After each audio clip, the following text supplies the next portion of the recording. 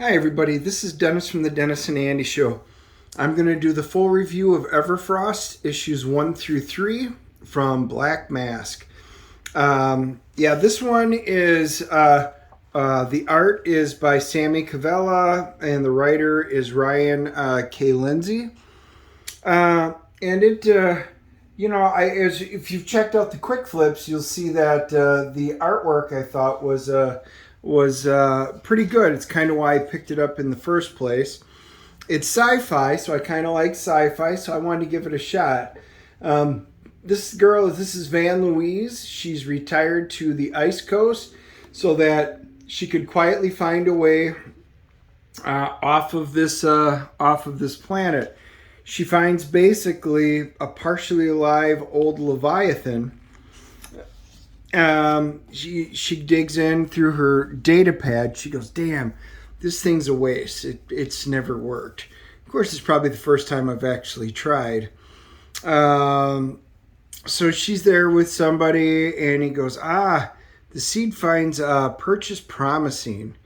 Well, we go wherever the heck we want. The precinct, which is deep in the heart of Ward territory. So there's basically multiple factions that are fighting. Think of them as like big warlords that are going on. And we know they dropped their legion from above, so send up their drones to hurt them in the sky and live view the footage, and we'll sort out any of their landers if they survive. So, they're kind of like drones, and they've got a battle that's going on. You run these villages into dirt, destroying yourselves through arrogant ineptitude, and it annoys me that we're defined by the pleasure of retribution. You villagers were wondering why we called ourselves the Bloom. It's an old word. It means beautiful revival. So basically, the Bloom are this group. I don't know, you might consider them resistance fighters against the Warlords, or just, two different factions. And she's like, well, why are you helping me? What is it you want? Honestly, I still don't know. I've been doing a lot of things. Maybe I want to find out what I can do. So she kind of has a flashback. Her son, her husband, they get into this argument, and he goes, damn well, Ward will. So, Wave, what are we going to do? He's not real, Van. Crashing, a force of will. You can see the son. He's got two different colored eyes. And she comes back. I wanted to tell him that you do good in the world. But the water and the waves that are all ice now, I guess who cares anyway? It's still not sending or connecting. Do you think you can fix it? I don't know if it's ever worked, to be honest. As they start talking, he's like, you came here to die. To slip free of Ward and everything that they stand for, there's no point in doing that alone. We set off for the precinct once our stomachs are full. And that was a hell of a landing. So anyway, then we actually get down to the precinct. You see her, I appreciate it's now just because I was dedicated and died. It doesn't mean I have to be around here anymore for work. So she's got an interesting, cybernetic body. Our warlord isn't going to keep the populace placated with thoughts and prayers. And I won't catch this terrorist clearly intent on harming our way of life. And we saved my head. Might as well put it to good use. 5, 4, 3, 2, 1. And then something happens, but we don't know because it cuts down to halfway down to the precinct. Change often shows why, what's going on. Not unless you count a thick yield of foundered ships. Do you really trust whatever we're going to find there? Hey, I came here on my way down. It was quiet and safe. It doesn't feel like either of those things now, but we have little choice. It says, I have a feeling that all my people are dead. This is part of the story where I have no idea what's happening and the things that will naturally spin out of control. And this big guy comes up and he goes, your people are waiting.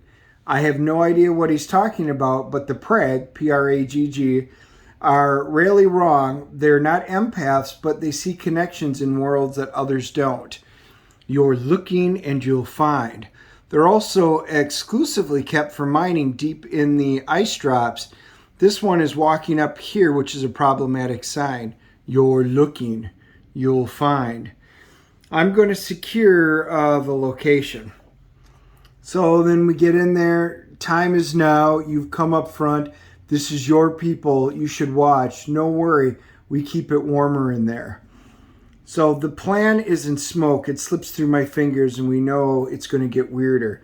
So she looks, and I have a feeling that the answers are going to be to questions that I've never wanted to ask, because I'm staring at an illegal clone fight club.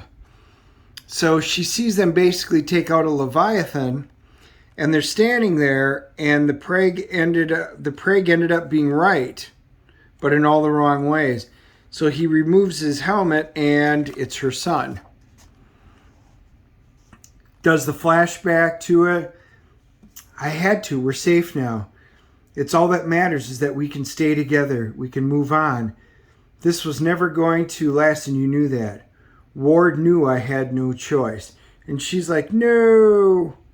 Kind of like Darth Vader in episode 3. No. Pushes her off. We all get a choice, but it's rarely of our own option. So she pushes off her husband and kills him because of her emotion. So we switch back to the precinct, and all of a sudden the guy goes, hey, there's something on your neck. What? Cease.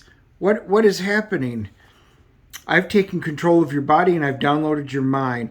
I think I disintegrated your body, but your head bounced away unharmed through luck. Please, I'm going to rebuild what was ours, and honestly, we Bloom will leave you alone. Why would we ever return what we can take back? There are so many systems in our gap. So he starts going through. She's looking through it. This is all becoming important. All this stuff is an analog. There's a guy in a mask. He's like, not only that, but we've kept our secrets, Randvig. So Prag's up there with her. I just watched a cloned kill squad of my dead son fight a cyclotrothopod, and it might be the only second worst thing that's happened to me in this shitty device. So needless to say, the people who matter, most of you are the person that is making, you. She basically comes down, she's got him, and she just ditches it. If a planet could bleed, I would leave this blood in orbit. That would be nice. The story of how I would make a decision to break up all my old stuff again. So from there, we're going to move on to issue 2. And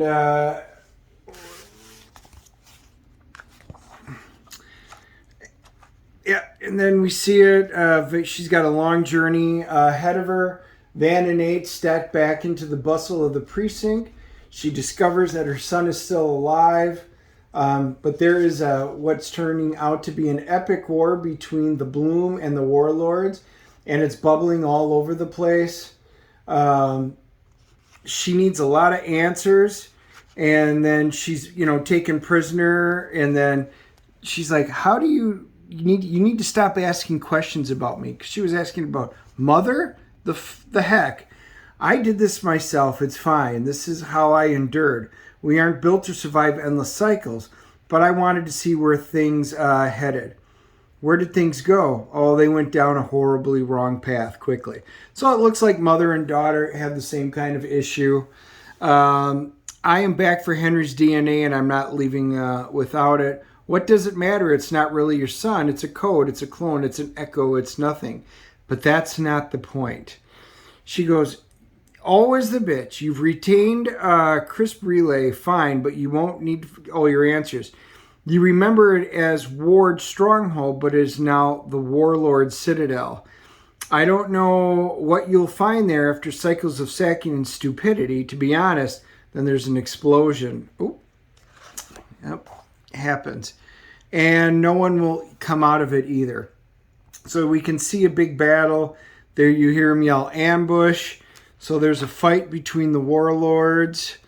Van winds up she's going to head in. Mother's like, I'm surviving, Van. You think of these boxes of my stupid design walk around themselves. You think I'm not trying to figure out how to get and go somewhere and just get by for a little while. My mother always believed you don't just get by, you do something to make a difference. Don't be stupid enough to deserve this tone. So anyway, what would you have us do? Get off planet. So anyway, they wind up having a very good mother-daughter, ending. Obviously, you can see with the sword. Finally, Mother goes, look, there's a little of me in this. Get me off this ice ball, and if you get me up there, just promise me one thing. Don't ever turn me back on, okay? That's a lie. I'm not really your mother. I'm just a collection of her shadows and experience that just doesn't want me to fade away. Goodbye, Mother. Perhaps we'll see each other again. So she basically takes her mother with her, and the battle with the masked dude and the girl, and they're going at it. And then it says, if I don't want to be stuck in this bull crap anymore, he winds up winning, obviously. You were hidden safe using your pathetic proxy search my files. You shouldn't have come out, but you couldn't help yourself. Needless to say, I don't know if you want to call it the cavalry arrives. Top shelf stuff. You'll be looked after for this service. Oh, no need. This is our pleasure. She takes him down.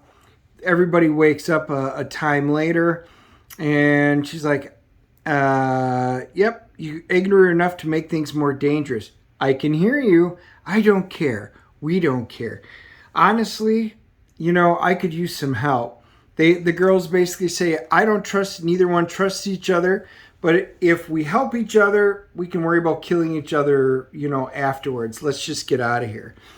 Boom, all of a sudden, Shunk, the sword, the arm comes off. I can trim this. I only need your ID chip. It'll stay warm long enough. It's pinging soft and smooth. The Citadel thinks that this is our family. It's our key to eternity. And of course, she's like, Eight's like, you dumb. She swipes her. They wind up helping each other out. And they escape. They wind up pulling off the mask of the son. But there's her son again. You are not my son. Just as I am no longer myself. And this place will never be home again. This is the part of the story where I don't want to go on because I know it's just only going to get worse. Or truthfully, I know it's that turning point where I get worse. So she's scanning for something and she goes, well, what's your name? I'm Van. Well, I'm Ranvig, and I don't mean to pry, Van, but I can see you're scanning for something. I can help you. It's nothing. Well, what's on frequency 47? Like I said, it's been a while. I wanted to see if there was anything left of my old people. I guess they got lost along the way. Well, maybe you can show me. You know where my son's DNA is? We have knowledge of that at the base. Ward offshored a while back. The location seems odd due to the erratic weather patterns. No doubt a defensive measure. So they continue on, and then we get to Bloom headquarters. Says I don't ask too many questions because I'm not trying to give myself. She comes strolling into Bloom headquarters, and she walks in. Van, meet our lieutenant. I think I've had a chance to weigh up the immense calculations and split decisions. You see her eyes get big. She closes them. She's kind of gathering her center of gravity emotionally, and she pulls out her sword and schwack. He doesn't know who I am, but that faded copy has no mother. I know I have to explain to Ranvig very clearly and succinctly how I just saved her life from infiltration by the Warlord, otherwise she's going to kill me. This brave new world sucks, but I expect I might be my own worst enemy at present. So she basically lops off what looks like her husband, because we all know how well that handed. So Van teams up, with the Bloom, and she's like, wait, I can prove that basically he was bad and an infiltrator. Ward's clones have a chip in them, one that they use for identification and also for access. She slices, she pulls it out. They don't survive outside the body, but I think I know a way around that. If I find a matching DNA location, then it'll take it. This will prove your leader was who I say he is, and I say who I am. Then you can see that you can get Ward's access from there. So anyway, they're on a train. She obviously succeeds. It says on our way to make some noise. They're like, hey, there's a dragon. Excuse me. There's a dragon that's out there that's kind of flying with her, a Creel dragon. They apparently are telepathic. Yeah, you're going to launch more bombs at Ward once we find him. So they decide just to take out the dragon so they don't have to worry about being infiltrated. So the train reaches the end of the line. It's got like a snow catcher on it. When the Everfrost stole the coast, no one ever tried to fight for it, not for the ice. Anyway, tactically, then they set out on foot. They reach their destination, and who winds up meeting them? Yep, take a guess. Hey, how can I help? Maybe wait, Van. He might know something. Fine, I'll ask Eric. Where do you know where my son's DNA is?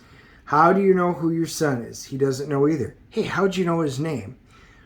Do you want to step inside where we can talk things clearly? He's in our way. He's been sent as a distraction. We should ignore him. This is a rude way to enter our city. Screw you. Where's Ward? Why? This isn't helping. Neither are you. This is a clone of my husband. Whoever is here knows I'm here and wants to screw with us. I am telling him now that this is not okay. Who told you? They did. Who's they? Does it matter? Whatever it is after this, they're just going to make it harder. So Shink, oh, there goes her, we'll call it her ex, but it's an ex-clone, I guess we can say. Ugh, fine. Choose from two options. Step inside for my little tour or leave and I'll allow you a one-time exit of safe passage back to your other places. Security system, bullshit. Bring us up, Ward. No, we can talk. We have nothing to say to automated help. No one else is listening. Okay, give me my son's code and I'll leave. Ring of safe passage or not. This was not one of the original two choices provided. I don't care. I make my own choices. So, which of us is your son? The planet has a lot of people living on it. My son doesn't live here. You made him. You'll make no more. There are very many, is true. More than anyone knows. But there's something no one knows. I can undo what I've made, and you can see the other ones are disintegrating. Next, think of how many fought next and how many you've loved. How many are needed as backup? And I will, wait, what are you doing? Me? Nothing. I'm just, hopefully absolutely nothing. You can see the anger face on the side of the building. Considering the entire island is just one intelligent brain, I was doing an all right job of digging for information I needed. I'm better off now in terms of clarity, but not in terms of location. They disconnect me, isolate me, and I know they won't look as easily. I cloned a new world of enlightenment for them elsewhere. Recent reports say that they're sufficient and they've forgotten everything. Leaving you in charge? Naturally. Okay.